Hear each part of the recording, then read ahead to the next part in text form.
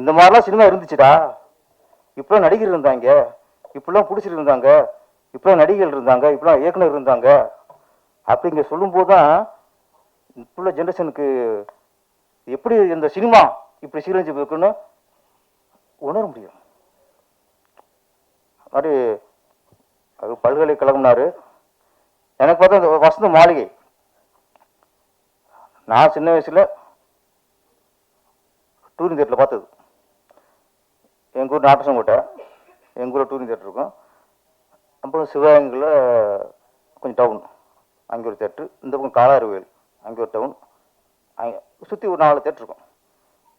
சில படங்கள் தான் எங்கேயும் போட்டாலும் நாங்கள் அங்கேயே போய் பார்ப்போம்.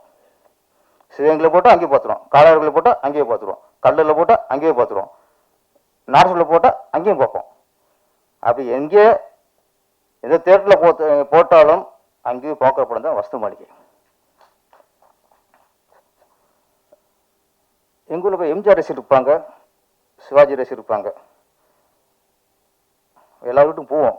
எம்ஜிஆர் ரசிகர் வீட்டில் எம்ஜிஆர் படம் ஃபோட்டோ போட்டிருக்கோம். நம்ம சிவாஜி ரசிகர் வீட்டில் அவர் படம் போட்டிருக்கோம்.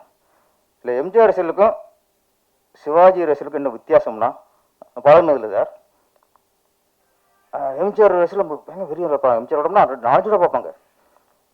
சிவாஜி ரசிகர்கிட்ட ஒரு சிறப்பு, அது சிவாஜி அவருக்கு உள்ள சிறப்பு எப்படின்னா, சிவாஜி ரசிகர்கள் ரொம்ப தீவிரமாக இருப்பாங்க. எம்ஜிஆர் சிவாஜி ரசிகர்கள் சிவாஜி படத்தை பரோட பார்ப்பாங்க. இந்த எம்ஜிஆர் ரசிகர்கள் சிவாஜி பார்த்துவாங்க சார். சிவாஜி படம் எல்லா படம் பார்த்துவாங்க. அவங்களும் ரசிகர், எம்ஜிஆர் ரசிகராக இருப்பாங்க. ஆனால் வசந்தமல்லி பார்ப்பாங்க, தெய்வம் பார்ப்பாங்க, சவால சமல்னு பார்ப்பாங்க, எல்லா படத்தையும் பார்த்துருவாங்க. ஆனால் சிவாஜி ரசிகர் இருக்காங்கல்ல, மோசமான ஆளுங்க சார். நீ எங்கே விட்டு பிள்ளை போடு, அன்புவா போடு, எங்கள் ஆள் படத்தை பார்ப்போம் அப்படிப்பாங்க. நான் என்ன சொல்றது கூப்பிடுவேன், எம்ஜிஆர் படம் பார்க்க மாட்டாங்க. அது எம்ஜிஆர் படம் பார்த்தா அவங்க என்னமோ சிவாஜி போட்டு துருவ மாதிரி அவங்க. அது படம் தானே, ஒரு கதை பார்ப்பேன். அவ்வளவு வைராக்கியம் உள்ளவங்க சிவாஜி ரசிகர்கள். எம்ஜிஆர் ரசிகர் பெருந்தன்மையானது அவர் மாதிரி. நான் இல்லை அப்பவே நான் சின்ன வயசுல தெரியாது, என்னடா அவங்க வரமாட்டேங்கிறாங்களே, எம்ஜிஆர் எதிரி மாதிரி நினைக்கிறாங்க அப்படின்னு நினைக்கிறது. ஏன்னா எம்ஜிஆர் படம்ங்கிறது ஒரு கமர்ஷியல் படம். எல்லாமே இருக்கும்ல, ஃபைட் இருக்கும், சாங் இருக்கும், எல்லா மக்களும் பார்க்கறதுக்கான படம் எம்ஜிஆர் படம். சிவாஜி கணேசன்கிறது முழுக்க கலை ரசிகருக்கான படம், நடிப்பு ரசிகருக்கான படம். எவன் கலையை ரசிக்கிறானோ நடிப்பு ரசிக்கிறானோ என்ன சார், எங்கேயாவது நம்ம ஒரு பணம் கொடுத்து ஒரு சர்க்கஸுக்கு போவோம், பணம் கொடுத்து ஒரு கச்சேரிக்கு போவோம், பணம் கொடுத்து எங்கேயும் சந்தோஷமா இருக்கோ அங்கே பணம் கொடுத்து பார்ப்போம். ஆனா பணம் கொடுத்து எங்கேயாவது அழுக போவோமா? பணம் கொடுத்து அழுக போவோமா? பணம் கொடுத்து அழுக போறது சிவாஜி படம் தான். ஓடு அழுதாச்சு, வசங்களை பார்த்துட்டு கடைசி அந்த ரத்தம் கத்துறாரு பார்த்து அழுதாச்சு. திரும்ப பணம் கொடுத்தா பார்ப்போமா? போய் பணம் கொடுத்து 10-15 அழுகிறது சிவாஜி கணேசன் படம் தான். அதுல இது வசந்த மட்டும் அது பெருமையை ரொம்ப எடுத்துக்கிச்சது. டூரிங் தியேட்டர்ல நிரப்பத்தில டூரிங் தியேட்டர் அந்த காம்பவுண்ட் ஷோ மாதிரி அந்த கீத்தை வச்சு சுத்தி கட்டியிருப்பாங்க. நாங்கள் அந்த ஈவினிங் ஷோ போய் டிக்கெட் கிடைக்காது.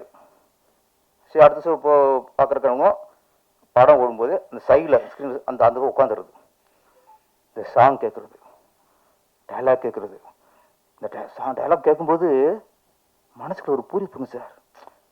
அடுத்து போய் திரையில பார்க்க போகிறோம்,